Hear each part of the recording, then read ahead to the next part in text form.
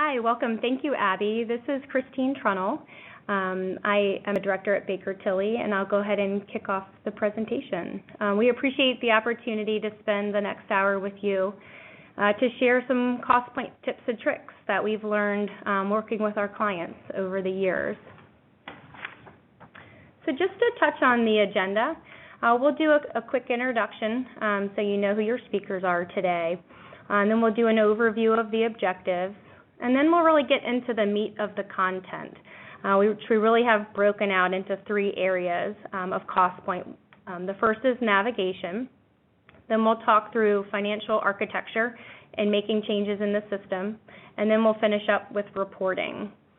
We've reserved time at the end of the session, as Abby mentioned, for questions.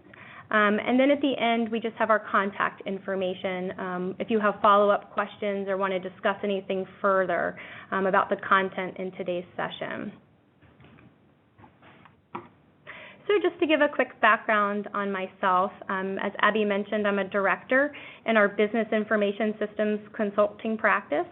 I've been working heavily with Deltek product suite over the last 10 years. I help clients with implementations of Deltek Costpoint, but also re-implementations, assessments, and prosecution systems. I'll turn it over to Susan to do her introduction.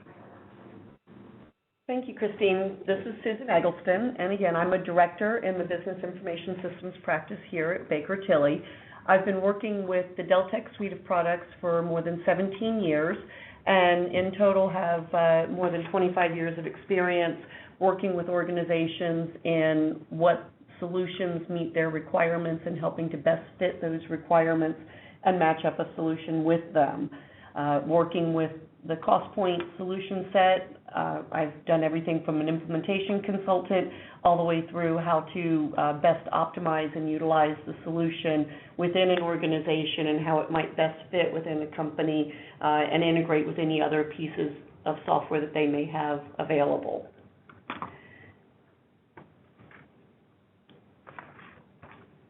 So now that you've heard a little bit of our background and know each of our voices, let's move into talking a little bit about the overall objectives for the webinar. We really want to take the time today to be able to provide each of you with some shortcuts, some tips and tricks within the Costpoint solution. And we're going to be talking quite heavily about Costpoint version 7, so that's the newest version that is available to the end users today. The expectation is that you'll be able to utilize some of these tips and tricks immediately within your organization. We have screenshots for you to be able to look at so that when you go back to your desk, you'll be able to immediately take a look and apply some of the things we'll be telling you. There's also a hope that in today's meeting, you'll be able to identify some areas where maybe some additional team members could use either some additional training or listening to this webinar, or even if you need some additional help within your organization in the future, you would know who to reach out to in the future. So let's go ahead and get started. The first area that we really wanted to focus on is talking about general navigation tips and tricks. There's a lot of changes that have happened within Costpoint 7, and what we found is a lot of organizations, even if they've done an upgrade into the Costpoint version 7 series, really have not had an opportunity to take advantage of some of the areas in the system that have been updated and enhancements that have been provided for you. Many organizations just take an upgrade and immediately start jumping into it without having any time to focus on where are some areas that could save them. So we want to look at the navigational side and start out by talking about the web-based user interface. We're then going to move and talk a little bit about some of the changes in some of the naming on some of the screens within the system, and then general navigation and ease of moving around the system and getting to areas. There's also some changes in some of the screen layouts and how you can save some of that information. And then throughout the webinar, we're going to be talking about ways that you can apply some of the navigational areas further into, for example, printing and the financial areas that we'll be talking about. So let's go ahead and get started. And the first we wanted to talk about is the fact that Costpoint 7 is a fully web-based user interface. Now, when you go into the web, you'll be going into a web browser, and you'll be able to work from anywhere. Now, of course, that's assuming that your organization is allowing you to work remotely and not insisting that you be in the office. But what we've been finding with most of the users is the web-based user interface, the connectivity has been either equal to or in some cases even faster than when organizations were working under more of a local version of the system in their network environments. When you log into the system for the first time, you'll also notice that there are some additional criteria options. Most of those are really geared toward if you have a very low bandwidth, then you can set the validation requirements to be different. I would expect that for this particular group of users, that's not going to be the norm, but if you had individuals that were around the world that had very low connectivity speeds, then they can actually change the connectivity capabilities just to make it so that the system doesn't try to do quite so many trips back to the server. Now, as we move through some of the navigation in the web-based user interface, the user interface itself, even though it's a new user interface, it really should be very familiar to most of the end users out there. The overall navigation was kept somewhat familiar to everyone for ease of upgrade purposes, although there are a number of enhancements that we're going to be talking about. So as we move to taking a quick look at the navigation, and we've expanded out the menu a little bit here for you to take a look at it. The first column of information we typically refer to as the domains. Within each of the domains, the second column shows the functional module that is available. Then within the module is a functional area to work, and then the last column becomes available to show you the actual screens that you can go in and navigate through. One of the things that is new in this version is that the naming conventions have been applied very consistently. One of the, over the years in the development effort of Costpoint, as different teams were in charge of various functional domains, some of the naming got a little different between various areas of the system. In one place, something would be called enter. In another place, it would be called something more along the lines of a manage. So you'll notice here that we've pointed out that the naming has been done very consistently now. Many end users have not truly realized that some of the naming's been changed, but we found that a lot of the new users into the system having an inconsistent naming was quite confusing to them. So the developers took advantage at Dell Tech of the new user interface to make sure that they had a very consistent naming of all the different types of screens throughout the system.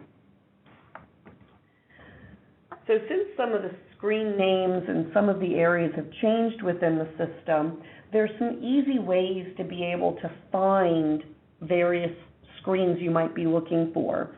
At the top of the system, you'll notice that there's a box that says Browse Applications. Within that Browse Applications, if you click in that box, you can enter any part of a screen name of something you might be looking for. So for example, we've provided here, by typing in vendor, the system has then returned a listing of all of the different screens that contain the name vendor. You're able to immediately navigate to any one of those screens simply by clicking on it at that point in time, and it is one way that you can easily navigate within the system.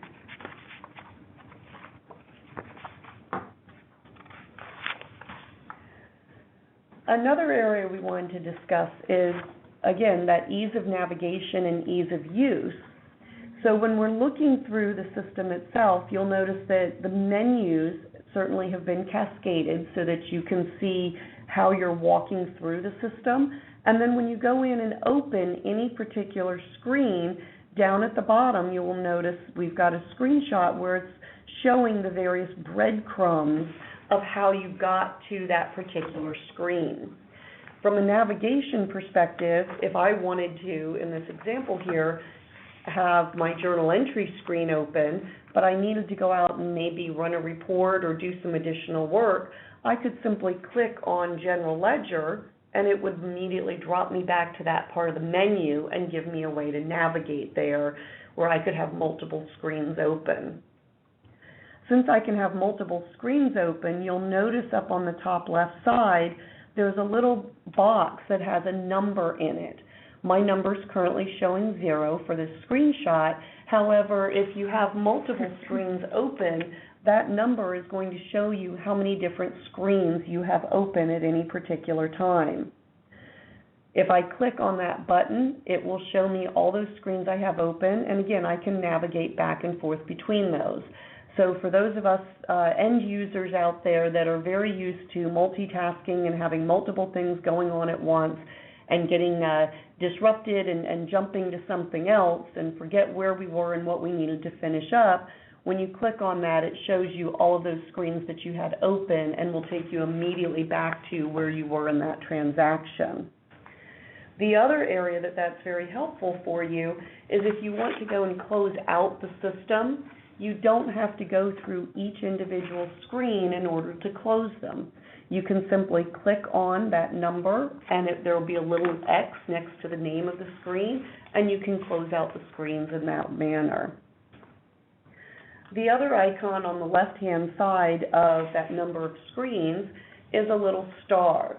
That's an indicator of the My Menu feature. So each end user is able to set up their own menu of what screens they typically go to, and then those are listed in what we're all now very familiar with as a star or a My Favorites area. So the menu capability allows that to be your favorites area and go right back there.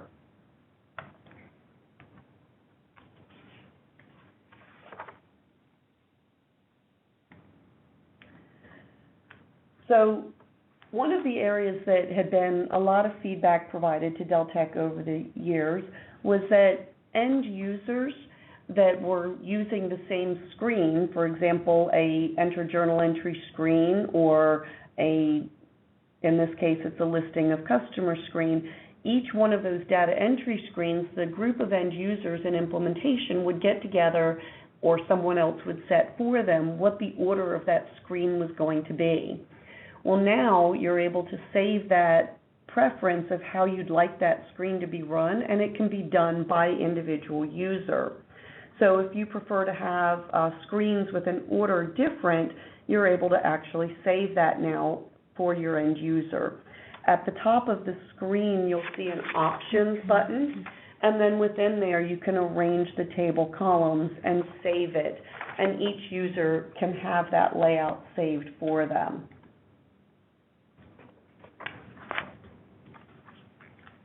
So one of the other areas we wanted to talk about was from a navigational perspective, or the last area from a navigation perspective that we wanted to talk about was queries. And whenever you go into a screen of information or a master file record of information, the typical way to retrieve all of the information back to the screen is to query the data. Well, the queries in the past, you would run a query and it would retrieve just that data. However, you really couldn't save them and do anything with them. Now those queries can be saved and reused over and over again.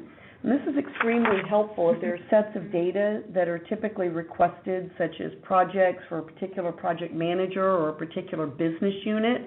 You can save that query and reuse it.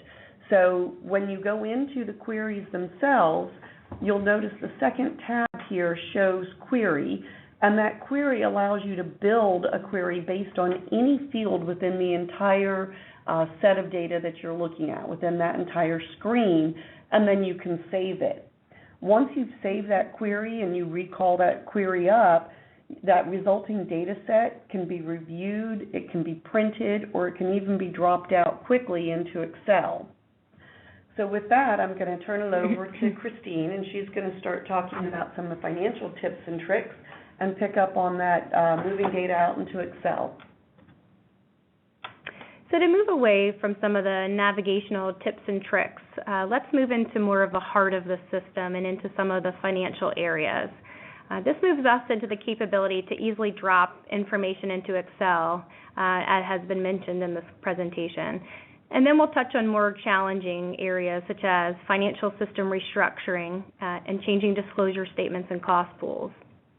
Changes to the financial architecture can also result in the need for using different types of roll-up reporting, such as reorgs and alternative project reporting structures, which we'll get into in more detail.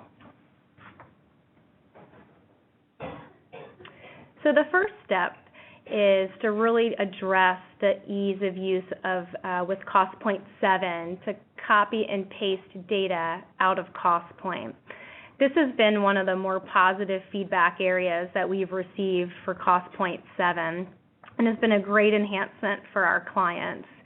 So just to walk you through how this works in Costpoint, at the top section of our slide here, this is the view of the Manage Vendors screen in Costpoint.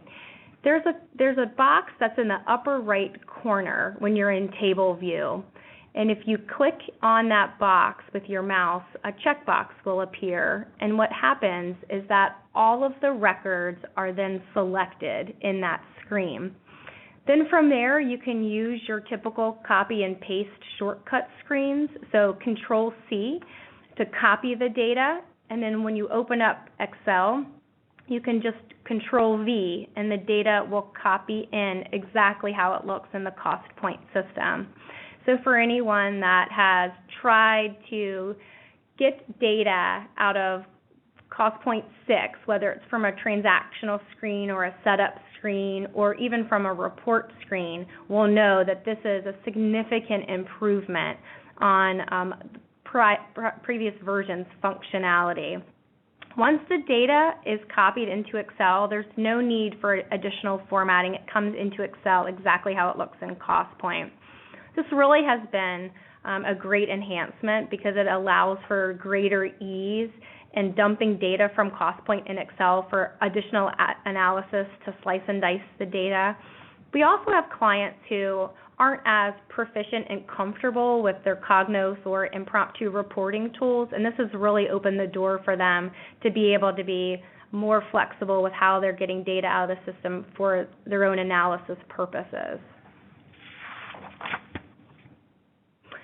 To move on to more challenging financial changes, let's talk about cost pool restructuring. This has become a fairly relevant topic for a lot of our clients over the last several years. It's really been driven by a number of reasons, some of which is internal to an organization. They may want to change their organizational structure, or they may want to change their rate structure to be more competitive in the marketplace, or their contracting agency may drive those requirements for changes to the rates. And so if you've done any work within the cost pool section of Costpoint, you'll know that it's a very fragile and delicate component of the system. It's so core to revenue recognition and billing that it really needs to be handled very carefully. And so with any type of restructuring, there are a number of decisions to be made. And some of the decisions really need to be made at the onset of starting a restructuring process. So really, the timing is really probably the first critical decision that needs to be made. Whether or not the restructuring should be done at the start of a fiscal year and be done when the system goes live in the new fiscal year and have those rates flow through, or if the change actually needs to be made in the middle of a fiscal year, that's when it's determined that changes are necessary. And if changes are necessary during a fiscal year, it triggers a further decision of whether or not those changes should be made retroactive to the beginning of that fiscal year or on a go-forward basis. And if changes are being made retroactively, there are some options. You can make those changes at a summary level, where you're really just working with making some adjustments to transactional costs in the general ledger and making some adjustments to the pools so the costs flow correctly. Or you may need to have a more detailed retroactive change where you're actually going back into the transactional records possibly period by period, and reclassifying costs, doing adjustments down in the sub-ledgers of the system to ensure that all the impact of the restructuring has really been done in every period, so all the period by period reporting reflects that restructured change. Some other considerations to take into account when you're thinking about doing a restructuring is what's the impact to your chart of accounts.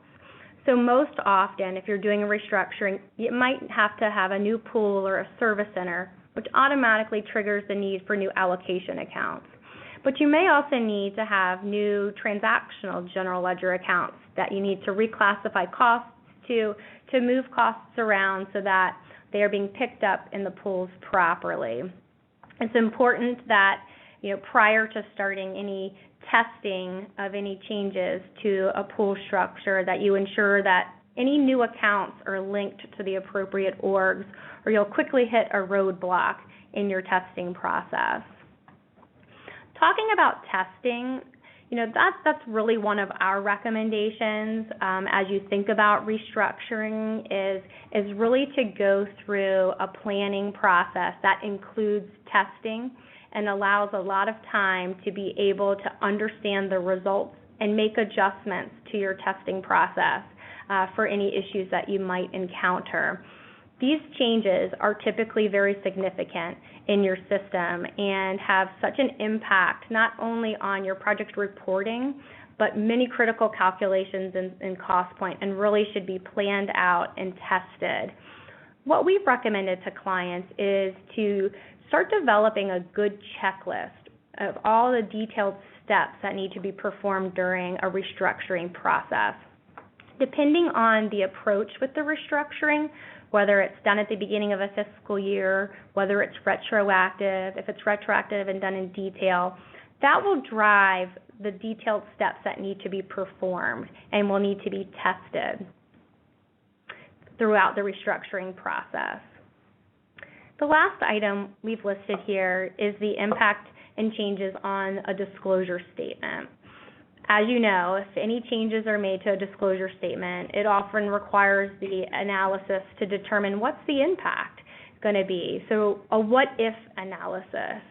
And so we wanted to take a few minutes to talk about utilizing the cost pool functionality within Costpoint to help address those what-if questions and help perform that what-if analysis. So as you may know, within the cost pool function within the system, there is a primary allocation group, and that's allocation group 1. And any pools that are associated with allocation group 1 are used for processing in the system. So those pools are used for burdening, they're using the allocation accounts, and they're flowing through to the general ledger through the posting process. What some may not be aware of is that you have the ability to add additional allocation groups that gives you this flexibility to perform these what-if scenarios.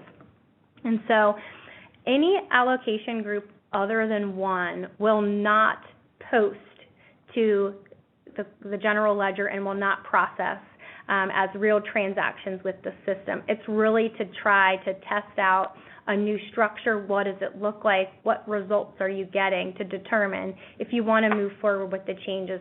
Are the results as expected? So there are several benefits for using this functionality, one of which is it allows you to do some of the time-consuming upfront setup, and you do it once. And so you get it set up, you run the reporting, you review the results, you make any adjustments to the setup that are necessary to make sure that the pools are in line with what your expectations are. And then once you're ready to move those pools and that structure really into production and make that your primary set of pools, you can easily change that to the allocation group 1. And so you've done all this setup, you've done all this analysis, and you've done it in the Costpoint system, and then you can transition that setup to make it the primary structure for your pools. You know, we've had clients that oftentimes utilize Excel, and they're dumping a lot of data into Excel to perform these what-if scenarios, and there's opportunities for error and missing data that might result in skewed information to make decisions on. And so what we try to do is really encourage our clients to utilize this functionality. The data is already in there with the transactional data, and just add this new structure to give you that view of what the end result will be with these new structures.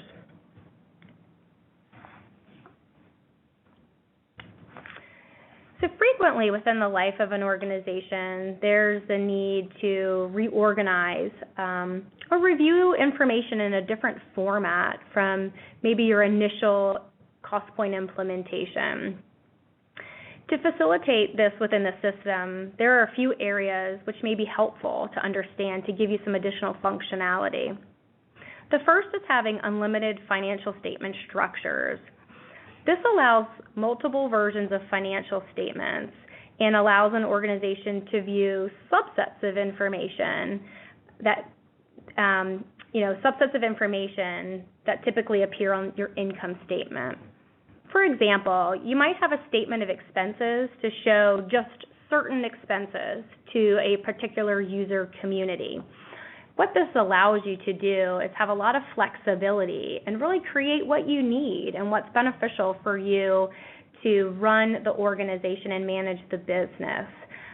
We've got clients who have their standard sets of financial statements, but then what they do is they work with different leaders within their organization to determine what other financial information and groupings and drill downs may be helpful for them to see, and they utilize aspects of this functionality to get the reporting that's needed.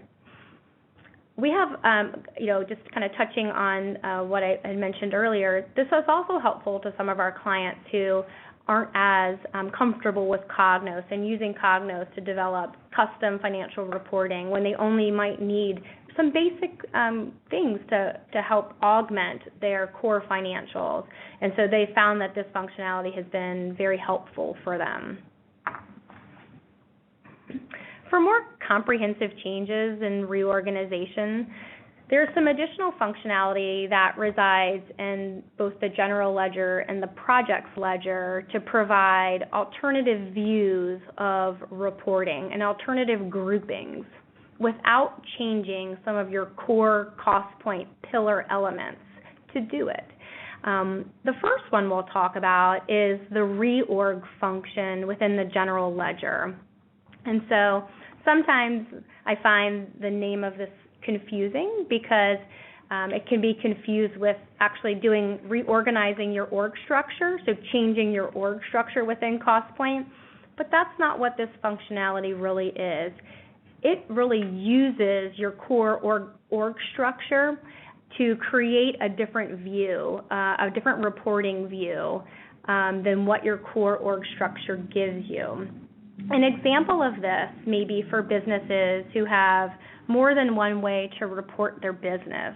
For example, if the external financial statement structure for shareholders or banks is different than the way that management wants to manage the business based off of a line of business or a division or a sector, this is a great piece of functionality in Costpoint to help get you that different view that can then be used to run Costpoint reporting off of. So within the general ledger, you have the ability to run reporting by org and also reorg, so you can get different views of this information within the core Costpoint system. There's similar functionality within the projects part of the system, and that's called the alt project structures. It acts in a very similar way as the reorg. It's just doing it with projects. And so we've had some clients where they've had the need to have some additional levels of management structure within their organization. However, they didn't want to put it in the org structure because there was no P&L management at that level. It was really just an additional level for just business management purposes. And so what they did is that they implemented an alt project structure where they could create this additional hierarchy of reporting and group different projects together that fit those requirements for that new hierarchy, and then they could run all their project reporting, so their PSRs, their revenue summaries, off that alternative project structure, so they could have that different view of that project data. What we found in working with our clients is that both reorg and the alt project functionality is underutilized, and I think that's due to a few reasons. I don't know that there's full awareness of what this functionality does and what it can do for you, and because it is very robust and it gives a lot of additional functionality without having to change your project structure to achieve it, without having to change your org structure to achieve it. Another reason that it may be underutilized is it does require some care and feeding, some maintenance. So when you set up a new org, if you have a reorg structure, you have to ensure that that new org is aligned with the proper reorg structure so that your reorg reporting is showing a complete set of data. The same thing on the project side. If a new project is set up, it has to be aligned with the proper alt-proj structure to ensure the alt-project reporting is displaying correctly.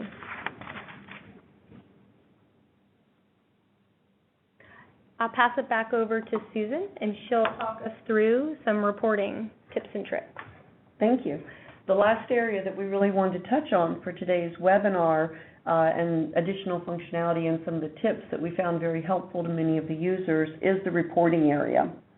And then in Costpoint 7, the newest version of the system, there are a number of areas in the reporting domain or reporting area that have been significantly enhanced and provide a lot of functionality to end users out there. But we found that many of the organizations haven't really had the time to go in and work with any of these. The first one that I want to talk a little bit about is reporting from directly within screens such as a master file screen. It used to be that if you went in and put in information, for example, a project setup, if you wanted to run a report against that project or a grouping of projects, you would go out to a reporting area within the system and then run a master file setup report associated with that project. Well, now within all of the master file records, so that would be things such as your project master, your employee information, your vendor setup, or your customers, just to give you a few examples and ideas. Within those screens themselves, at the very top of the screen, you'll see that there is an icon for reporting. If you go in and look at those reporting options, you'll have several different options of how you want to run that information. So in this case, we've got a project master screen open. When we went up and took a look at the reporting options, then we have the ability to run a report of the current record, so just the one project itself, and then there's a choice of how you want to see that presented. Do you want that more in a vertical layout or a horizontal? How do you want to see it presented against the screen itself or against the page? But the other one I wanted to call to your attention here is that queried records information. So if we go back to being able to set up and save a query, then that information, once you've set up that query, you can immediately run that data as a report from within the same screen. So for example, if you're going in and setting up a report of all of the project master file information for a particular project manager, you can set up that query one time for that project manager, run that query, and then you have your report ready to go. You can simply run that report directly out of the project master. Once that report is ready to be run, you can print the report to pages of paper, or you could certainly save it to a common file share area on your network drives. So let's take a look at some of those options of what we can do with reports within the system once we're ready to run them. Whenever you're in a report area of the system and you look at the report options themselves, you can of course run the report to your printer as you always have. But there's some additional options that have capability for you now, and the first one I just mentioned was being able to download a copy of that report or save it off. When you click the download checkbox, then you'll notice as part of those report options, there's a File Options tab. That File Options tab allows you to select what type of file you would like this report to be saved off as. Do you want it, the most typical would be an Excel report or as a PDF file. So you select the type of file you would like, and then you give a file name or a location of where you want to save it, perhaps to your share drive so that others can access the information. And then you simply run the report the way you normally would.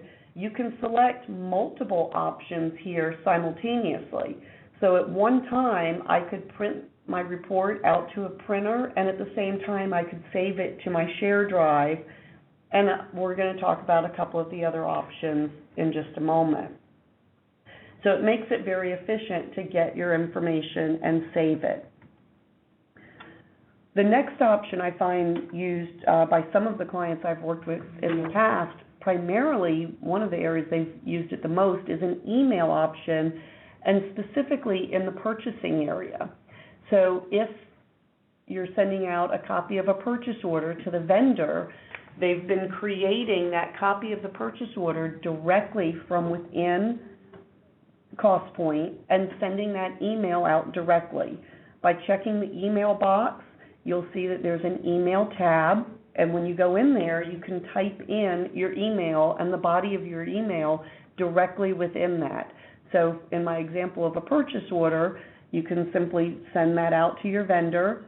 Here's a copy of the purchase order, and the system will provide the copy as an attachment to that particular email that's going to go out.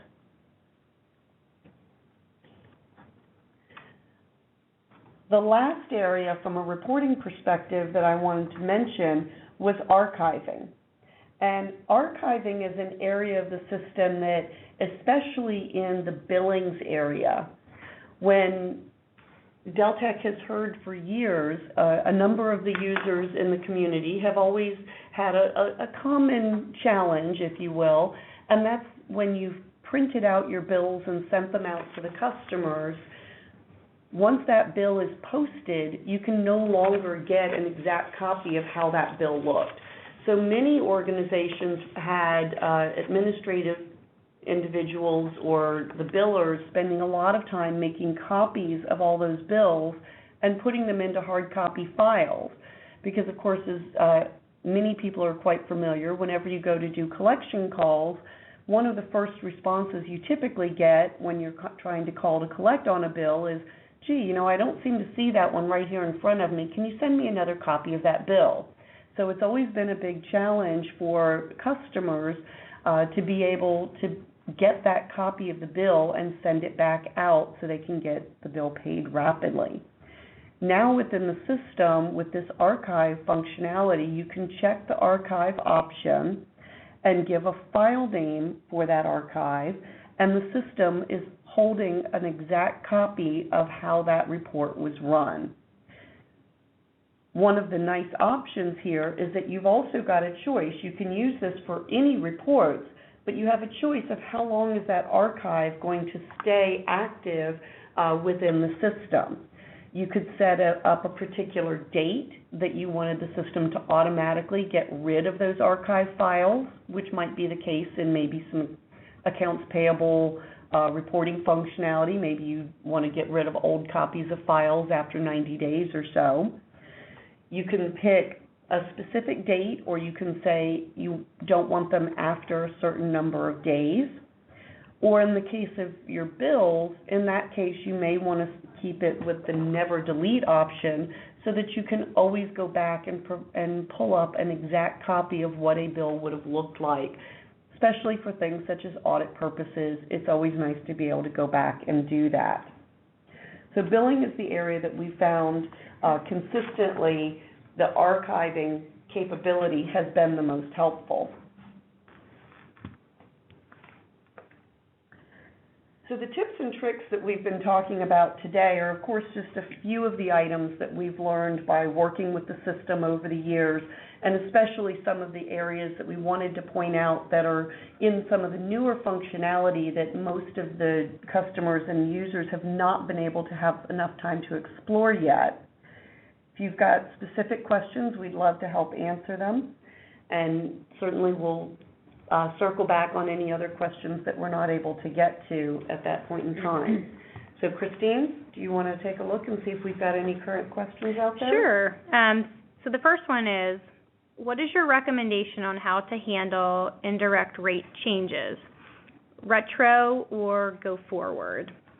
And so, I would say that really depends on the needs of the organization and how you want to see that rate change reflected in your reporting over that fiscal year.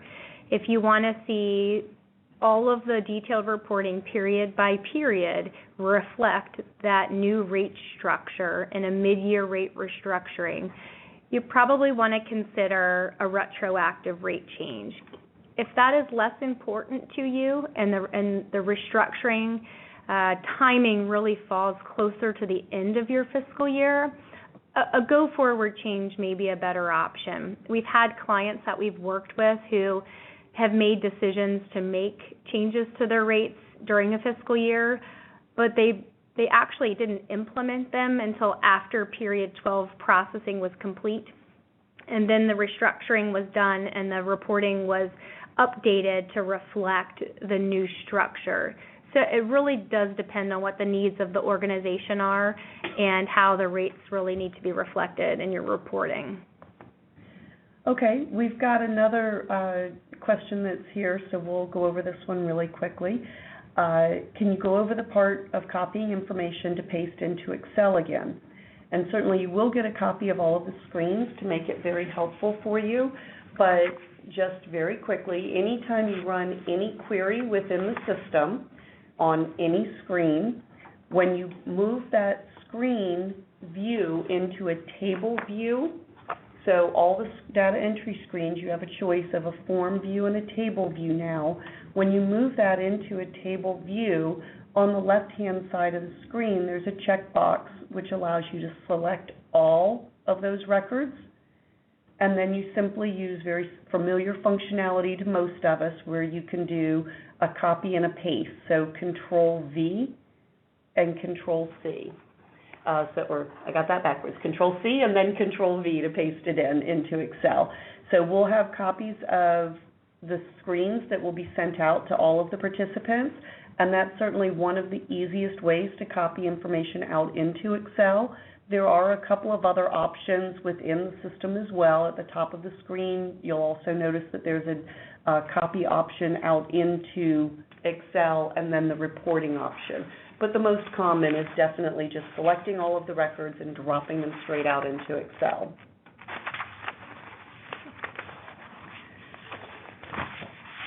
Okay. There's another one there on pool changes. Would you like to take that one? Sure. How do you handle the impact of pool changes on bills which may have already been issued for the contract? So that's definitely something to really think through as you go through a mid-year restructuring specifically. And so, first you probably want to understand what's the impact to your disclosure statement on this restructuring, and really from a compliance perspective, what's the impact going to be? Another factor is your contract type and how that might be impacted. Is it cost plus? Is it time and expense, but with a cost element to it? And is there fees in there? And really try to understand what the type of billing and contract types that you have in place. So really, it kind of depends on a number of elements, and it often involves working with your end customers to really do a lot of communication on rate restructuring changes, and what we've had to do with some of our clients is actually model out what the impact might be for customers and get them familiar with what might be coming once the rate structure is approved and in production.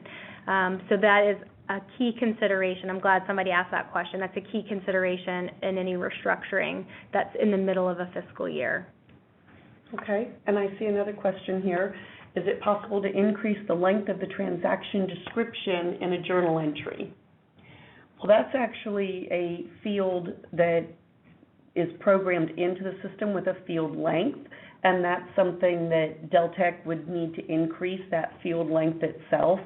There are other options and notes fields that are available that you could also possibly use to increase additional information. There's ideas of ways that you can sort of get around any sort of a field limitation that might be within the system itself.